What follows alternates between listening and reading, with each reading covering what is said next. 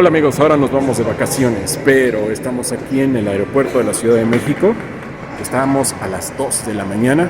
Está haciendo algo de fresco, pero nos vamos de vacaciones, pero aún así vamos a grabar este tutorial acerca de los threads virtuales en el nuevo JDK 21.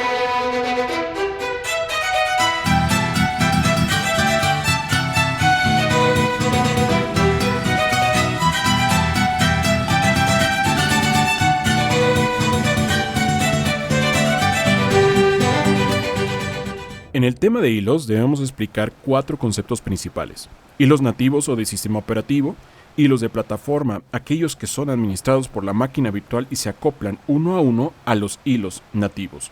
En Java, un hilo de plataforma es creado heredando de la clase thread o bien implementando de la interfaz runnable.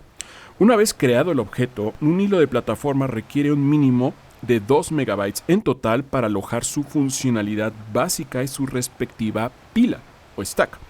Podemos observar, como es en este caso, que un hilo de plataforma en realidad puede ser tratado como un envoltorio de hilo nativo, asociando de esta manera uno a uno los hilos que proporciona el sistema operativo. Esta funcionalidad es excelente para ejecutar varias tareas en forma simultánea. Ciclo de vida de un hilo. Para ello vamos a ver este diagrama. El hilo es creado. Recordemos que lo creamos con la palabra reservada new a través de una instancia de una clase, ya sea que haya implementado la interfaz runnable o haya heredado de la clase thread. Por medio del método start vamos a crear los mecanismos necesarios para que el hilo de plataforma se acople a un hilo proporcionado por el sistema operativo. Una vez que esto sucede, el hilo pasa al estado de runnable, lo que significa que el planificador buscará asignarle un tiempo en el CPU para ser procesado. Si el CPU no puede procesar el hilo, este pasará al estado de bloqueado, esperando a que exista un momento determinado en que pueda regresar al estado de runnable. Mientras el hilo es procesado, puede requerir de algún otro recurso. Si ese recurso está en alguna operación de bloqueo, el hilo mismo podrá ser bloqueado nuevamente pasando al log pool. Esto tendrá que ver mucho con el tipo de operaciones que se estén realizando, por ejemplo, operaciones de bloqueo como JDBC, operaciones que son de base de datos, de entrada y salida de datos, como puede ser, por ejemplo, un archivo, o bien algún socket en el cual tú estés tratando de explotar algún web service, por ejemplo, para obtener un documento JSON. Tienes que esperar a que pase la comunicación a través de la red y que se obtenga una respuesta por parte del servidor. Esas son operaciones de bloqueo, algo que va a impedir que un determinado fragmento de código pueda continuar ejecutándose mientras el recurso no se libere. ¿Y qué problema tiene? Bueno, cuando los hilos de plataforma están acoplados a un hilo del sistema operativo, lo va a bloquear también. Esto implica que debemos de saber que los hilos de sistema operativo son recursos finitos. Están determinados por el sistema operativo, por la arquitectura, por las características físicas del CPU, los núcleos, las tecnologías que pueda tener el fabricante de este circuito. Pero a grandes rasgos, si un hilo de sistema operativo o hilo nativo, como le quieras llamar, es bloqueado, esto significa que estamos bloqueando recursos que se van a acabar eventualmente. Esto no podríamos permitirlo, porque esto significaría que estamos limitando las capacidades de ejecución de un CPU. Para ello, en el caso de Java, surge el proyecto Loom. El proyecto Loom trata de resolver este tema sin romper compatibilidad hacia atrás. Esto es que otros lenguajes implementan las palabras reservadas async o await, que te permiten tener algo similar a esto. Pero vamos a ver cómo funciona esto, porque en realidad el proyecto Loom está compuesto hasta el momento de 3 propuestas de mejora para Java. El 4.25 es la propuesta para los hilos virtuales, que se implementó desde el JDK 19. También tenemos el 4.28 para lo que es la concurrencia estructurada, lo cual todavía sigue en desarrollo, y lo que son valores dentro de un contexto esto es, el 429. Si quieres saber más allá de estos proyectos de mejora, puedes encontrarlo en ese link que ves en pantalla o bien te lo voy a dejar abajo en la descripción. Hablemos de lo que son los hilos virtuales. Hace apenas unos instantes te mencioné que eran 4 conceptos principales. Mencionamos los hilos nativos y los hilos de plataforma. Pero también existen otros 2 conceptos importantes para comprender el manejo de los hilos virtuales, los cuales son los hilos virtuales en sí, que son hilos ligeros que reducen el esfuerzo de la escritura, mantenimiento y ejecución en aplicaciones concurrentes de alto rendimiento, algo que ayudaría enormemente a aplicaciones servidor, por poner un ejemplo. Los hilos transportadores, que son encargados de transportar estos hilos virtuales hacia el CPU, es algo que es nuevo para esta plataforma. Vamos a hablar de esto. El hilo virtual conceptualmente lo podemos imaginar como cualquier otro hilo de plataforma, con la diferencia de que estos requieren del transportador para ser elegibles de ejecutarse en el CPU. La gran ventaja de este esquema es que podríamos ejecutar miles o incluso millones de hilos virtuales en una forma concurrente, y la clave está precisamente en los estados de bloqueo que vimos hace unos instantes del ciclo de vida de un hilo. A diferencia de un hilo de plataforma, el hilo virtual está pensado para asignarle la carga de trabajo a aquellas operaciones que pueden resultar en un bloqueo. Por ejemplo, si un hilo virtual se bloquea esperando un recurso, este puede ser desacoplado del hilo transportador y depositado en el heap, esperando a que el recurso se libere y éste desbloquee. Pero mientras eso sucede, el hilo transportador queda libre para poderse acoplar a otro hilo virtual para continuar mandando trabajo al CPU. Este es un significativo avance, ya que significa que el hilo del sistema operativo nunca será bloqueado y siempre estará enviando trabajo al CPU. Cuando el hilo virtual que estaba bloqueando recibe el recurso que estaba pendiente, puede reanudar su actividad volviéndose a acoplar al hilo transportador, y así no importará si un hilo virtual se bloquea nuevamente, el hilo transportador podrá desacoplarlo y enfocarse en ejecutar otro hilo virtual. En otras palabras, podemos ver que los hilos en realidad funcionan más o menos como la memoria virtual. Esto es, que cuando ya no caben los procesos en la memoria del sistema, pueden pasar a una partición dentro del disco duro. Lo mismo sucede con los hilos virtuales. Estos pueden ocupar el espacio que otro hilo virtual no está ocupando en el espacio de memoria que podría estar siendo asignado. Esto multiplica el número de operaciones que nosotros podemos hacer por el orden de miles, y por eso es que podemos lograr un sistema concurrente de alta eficiencia con muy poco esfuerzo. El tema de hilos virtuales generó una gran expectación por parte de toda la comunidad en Java, ya que la idea de implementar un mecanismo que supiera aprovechar los tiempos muertos del hilo del sistema operativo sin afectar a la compatibilidad de toda la base de código que ya existe en la programación concurrente, pues esto permitió introducir esta nueva tecnología en el JDK 19, pero hacerla oficial y estable hasta la versión 21, que ya es considerada como LTS, haciendo que sea totalmente seguro ocupar esta tecnología novedosa en nuestro código. Para esto, vamos a verlo en la demo. Para crear un hilo virtual, la forma más sencilla es hacerlo a través de la clase Thread. Entonces en ella, en este paquete, vamos a crear una clase que se llame Simple Thread Virtual. Lo vamos a integrar a través del método main, básicamente ocupando lo que es programación funcional. Creamos aquí una variable que va a ser inicializada a través de esta función flecha, y lo único que va a tener es un println que diga: hola, soy un hilo virtual. Si tú ya tienes cierta experiencia en Java, recordarás que para crear una instancia directamente de la interfaz Runnable teníamos que hacer uso de las clases anónimas, pero ahora con la programación funcional que fue introducida en el JDK 8 nos ha simplificado bastante la implementación de este tipo de estructuras. Ahora, el paso a seguir es crear el hilo virtual e inicializarlo. Esto lo hacemos a través de la clase Thread y mandamos llamar al método StartVirtualThread. al cual le vamos a pasar por parámetros nuestra variable de tipo runnable, que en este caso es nuestra variable task, y punto y coma. Eso es todo lo que necesitamos para crear un hilo virtual, pero eso sí, esa es una forma de crear de una manera, vamos a llamarle, muy artesanal.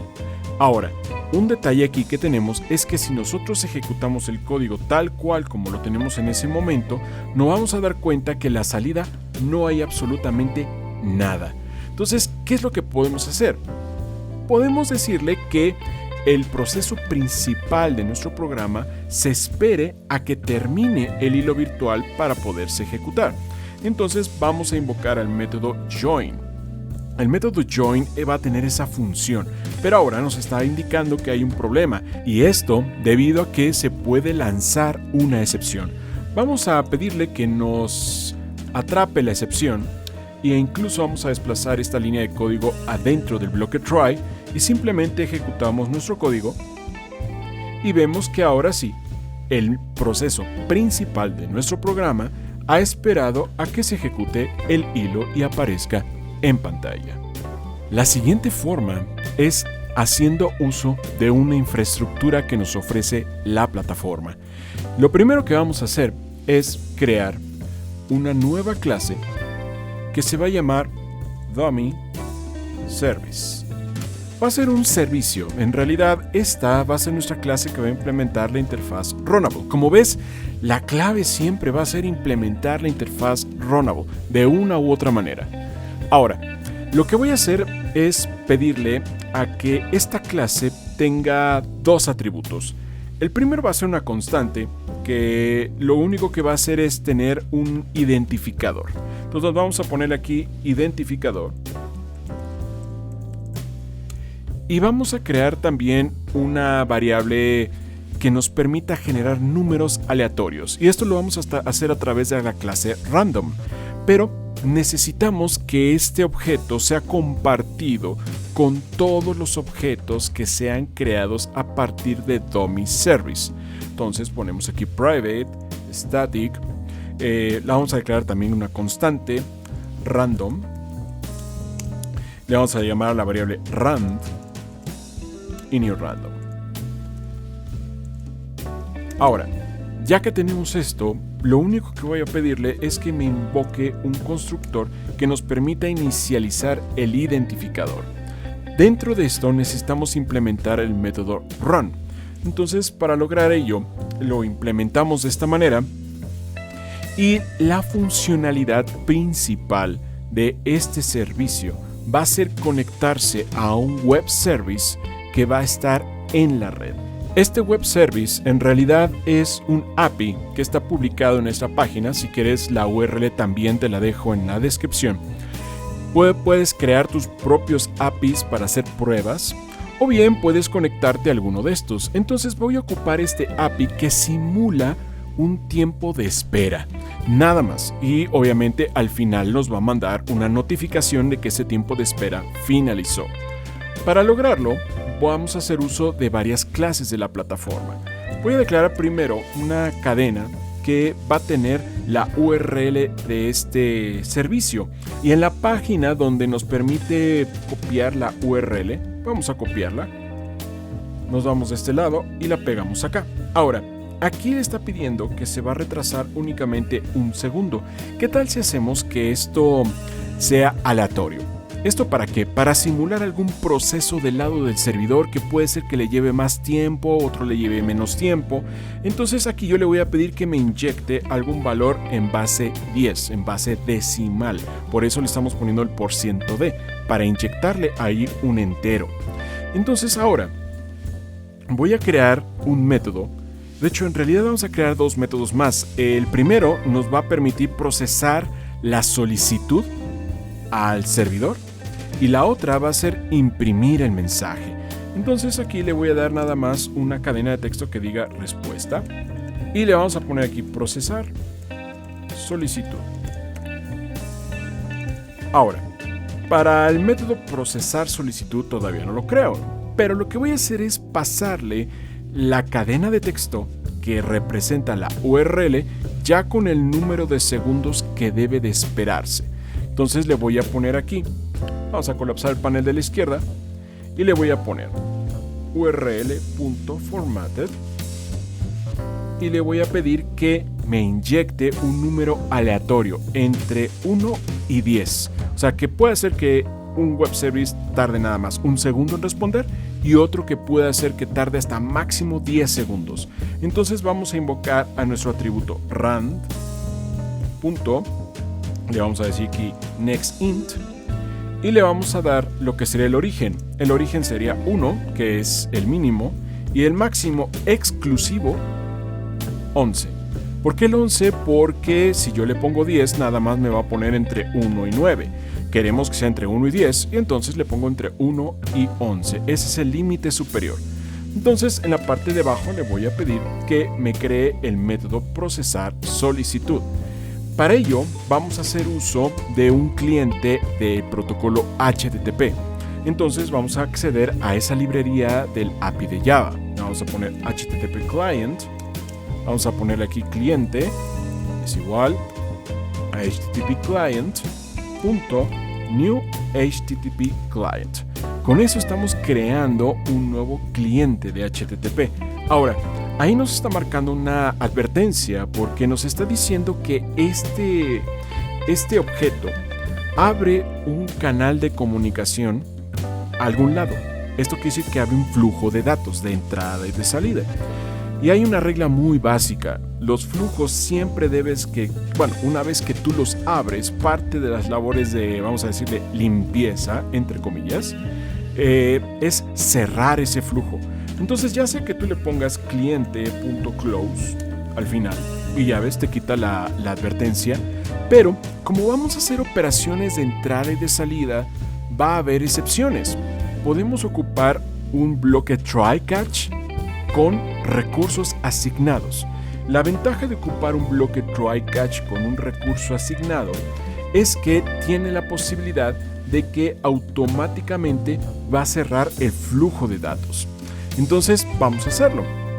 Ya que yo tengo ahí mi objeto cliente, vamos a obtener una respuesta del servidor. Esto a través del objeto HTTP Response. Nos pasa un tipo de dato genérico, como en este caso nos va a regresar, si revisamos de este lado y le doy aquí Browse, lo que va a hacer es regresarnos ya sea este mensaje o bien, si le sigo yo probando, me va a intentar responder este mensaje. Entonces, como es una cadena de texto simple, la vamos a capturar de este lado dentro de lo que sería una cadena de texto también. Vamos a ponerle respuesta. Es igual a nuestro objeto cliente.send para que envíe la solicitud al servidor. ¿Qué es lo que va a enviar? Bueno, necesitamos crear un objeto que sería la solicitud. Entonces vamos a ponerle aquí nuestra clase http request.newBuilder para poderlo crear de una manera más simple. Entonces, a partir de la URL que ya tenemos aquí, aunque dice formatted, vamos a cambiarle a URL. Le vamos a poner URI.create y le pasamos la cadena de texto, que sería la URL. Ahora, pareciera que aquí además sería necesario ponerle punto y coma ya, pero en realidad después de esto necesitamos especificarle, además de que se haga la solicitud al protocolo HTTP y pasarle la URL, necesitamos decirle qué método del protocolo HTTP vamos a emplear. En este caso, recuerda que está el método post, el método get, el método put, el método delete, que son los 4 más comunes. Si has manejado web services, son los más comunes de ocupar. Como esta nada más es una simple solicitud, le voy a dar enter. En la parte de abajo le voy a poner .get para que me invoque al método get, y a partir de él le voy a dar aquí build. Y así ya estoy creando la solicitud. Ahora, me estoy dando cuenta que me está sobrando un paréntesis. Este no va aquí, lo voy a cerrar después. Entonces, ahí yo ya estoy enviando una solicitud a través de mi objeto cliente a la URL del servidor a través de esta solicitud. Dentro del método get y construimos la solicitud. Ahora, el siguiente parámetro es especificarle a Java qué tipo de respuesta vamos a obtener. Entonces yo le voy a poner aquí bodyhandlers.offString. Ahí yo ya le estoy indicando a Java que la respuesta va a ser una simple cadena de texto desde el servidor. Ahora, obvio, aquí me está marcando un error porque en realidad hay una excepción no controlada. De hecho, en realidad son dos, un IOException y un Interrupted Exception. Entonces, lo que voy a hacer es simplemente cachar la excepción y vamos a hacer un multicatch porque no vamos a hacer mayor cosa en caso de que se presente una excepción. Le voy a poner aquí IOException, pipe, Interrupted Exception, EX, es nuestra variable, y abro llaves. Ya no tengo el problema.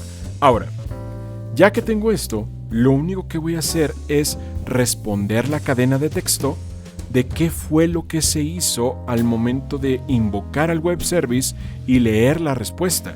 Vamos a mandarlo, le damos aquí return. En caso de que todo salga bien, le vamos a poner HTTP. Vamos a ponerle %d, que sea el código de respuesta. Recuerda el código de estado del protocolo HTTP. Normalmente esperamos que sea el código 200, pero sabemos que está la familia 100, la familia 200, la familia 300, la 400 y la 500. Entonces vamos a poner aquí 2 puntos y el mensaje de respuesta del servidor. Le ponemos formatted. Aquí, como verás, estamos evitando la concatenación. O sea, lo único que estoy pidiendo es que aquí me inyecte un número entero base 10 y acá me esté inyectando una cadena de texto que es la respuesta del servidor. Vamos a darle resp. Le pusimos respuesta. Entonces, respuesta punto status code, es el código de estado del protocolo HTTP, respuesta punto body. Y ya tenemos ahí que regrese una cadena de texto con la respuesta del servidor y el código de estado del protocolo. En caso de que hubiera alguna excepción, vamos a darle aquí return. Ya lo tenemos de este lado y podemos colapsar este método. Ahora lo que voy a hacer es simplemente invocar a un método que se llame imprimir mensaje y le voy a pasar la respuesta. Este método lo creamos en la parte de abajo y ya con el método imprimir mensaje listo, lo que vamos a hacer simplemente es imprimir en pantalla el resultado de haber invocado a este web service. Ahora el resto es mucho más sencillo. Vamos a hacerlo. Dentro de nuestro paquete vamos a crear una clase que se llame programa. Dentro del programa, como ya te estarás esperando, vamos a poner el método main y vamos a crear 10 instancias de nuestro dummy service. ¿Cómo lo vamos a hacer? Bueno, lo vamos a hacer a través de un executor service o un ejecutor. El ejecutor lo que va a hacer es crear la infraestructura que nosotros necesitamos para poder inicializar un bloque o vamos a llamarle una secuencia de hilos virtuales. Esto lo vamos a hacer a través precisamente de esta infraestructura que es el executor service. Aquí hay que hacer un paréntesis. Normalmente cuando tuviste el manejo de hilos, lo hacías a través de la clase thread y podías invocar al método start para inicializar toda la infraestructura, los mecanismos necesarios para que el código del método run fuera ejecutable al momento de pasar al estado de runnable. Voy a declarar aquí una variable que se llame ejecutor o executor. Ahí está, le doy igual. Vamos a colapsar el panel de la izquierda. Y con esto yo le voy a dar executors.new virtual thread per task executor. Ahí estoy creando un ejecutor o un servicio de ejecución para hilos virtuales. En lugar de ocupar la clase thread, como vimos hace rato, estamos ocupando la clase executors, lo cual nos permite crear este servicio de ejecución de hilos. Eso es una plataforma de lanzamiento para todos nuestros hilos, ya sean hilos de plataforma o hilos virtuales. En este caso estamos ocupando la infraestructura para precisamente manejar hilos virtuales. Ahora, con esto Ahora, ¿cómo vamos a crear 10 objetos de la clase DummyService? Ya una vez que tenemos creado nuestro objeto Executor, podemos hacer uso del ciclo for tradicional, en el cual le vamos a pedir que tenga 10 hilos. DummyService, SVC es igual a new. DummyService, le pasamos el identificador y punto y coma. Ya con esto puedo yo invocar a nuestro objeto executor.submit y le vamos a pasar por parámetros nuestro objeto SVC. Con eso ya estamos creando 10 hilos virtuales y los estamos ejecutando, o le estamos indicando, mejor dicho, al planificador o el scheduler que este hilo virtual está listo para poderse ejecutar. Vamos a decirle aquí executor.close, y lo que va a hacer el método close es esperar a que todos los hilos terminen para poder cerrar el programa y finalizarlo. Vamos a volverlo a ejecutar. Entonces aquí sí vemos que se está esperando el proceso y nos van a ir apareciendo en pantalla las respuestas que nos está dando el servidor y el tiempo en que se está tardando cada uno de ellos. Esto es lo más común de ocupar a través de un ciclo for, y hemos inicializado 10 hilos virtuales a través del Executor Service. Pero, como les platicaba, esta es una forma de hacerlo. Hay una forma más sencilla.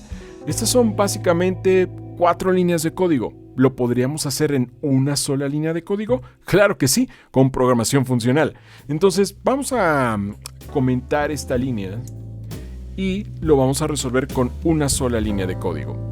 Lo primero que tenemos que hacer es pensar en flujos de datos, flujos crudos de datos. No son arreglos, no son listas, sino en una secuencia de datos. Lo primero es decir, ok, necesito crear 10 objetos de tipo DummyService. Puedo hacerlo a través de programación funcional, a través de flujos de enteros. El flujo de enteros puedes crearlo a través de un rango de números. Por ejemplo, puedes decirle, quiero que me crees un rango entre 1 y 10. Entonces vamos a hacerlo. Le vamos a poner aquí int string.range closed. ¿Por qué? Porque yo necesito que comience en 1, pero también me incluye el 10.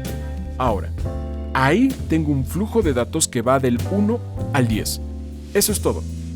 Pero con ese flujo de datos puedo yo pedirle que me los convierta a un objeto. ¿A qué objeto? A un objeto de tipo DummyService a través del constructor. Recuerda que el constructor recibe un entero.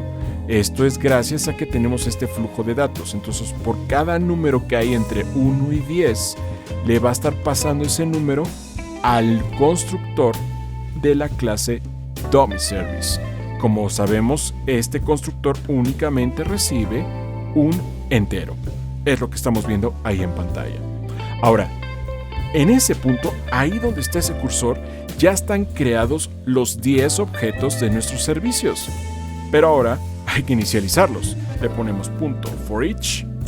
Y ahora, por cada objeto DummyService que hay en el flujo de datos, quiero que se lo pases por parámetros a la función submit de nuestro ejecutor. Eso es todo. Esta línea de aquí es precisamente con programación funcional.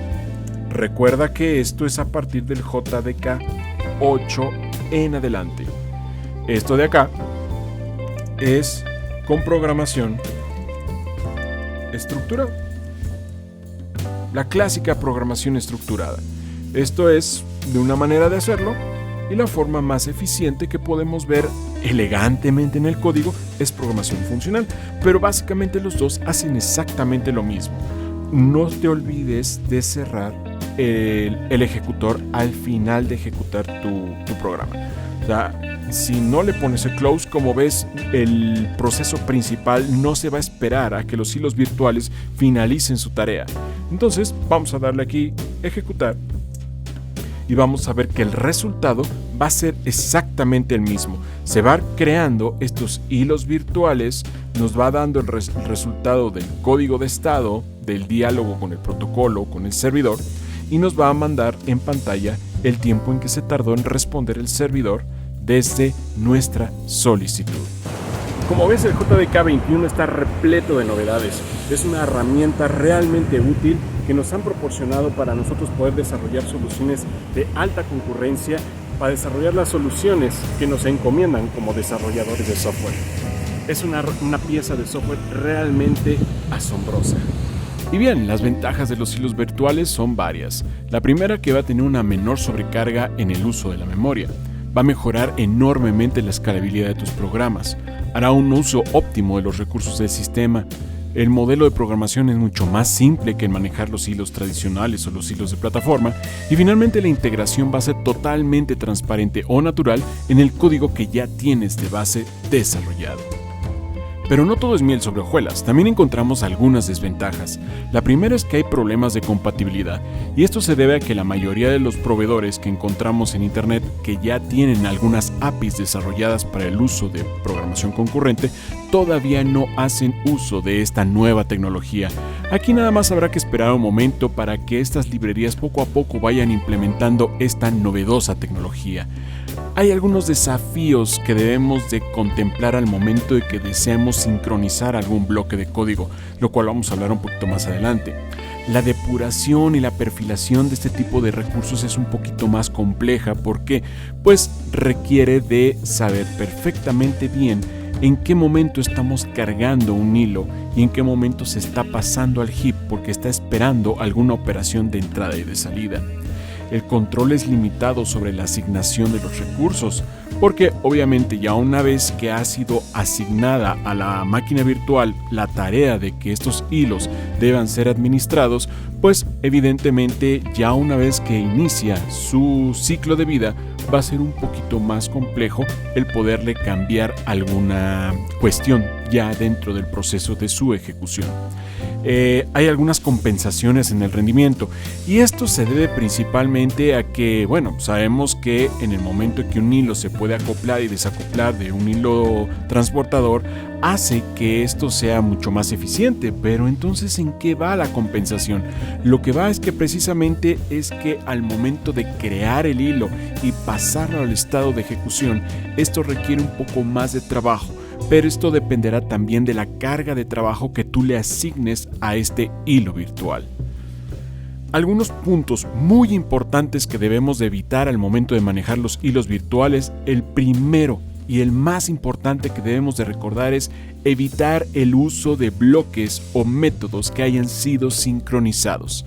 El uso de la palabra reservada synchronized en hilos virtuales debe ser totalmente evitado.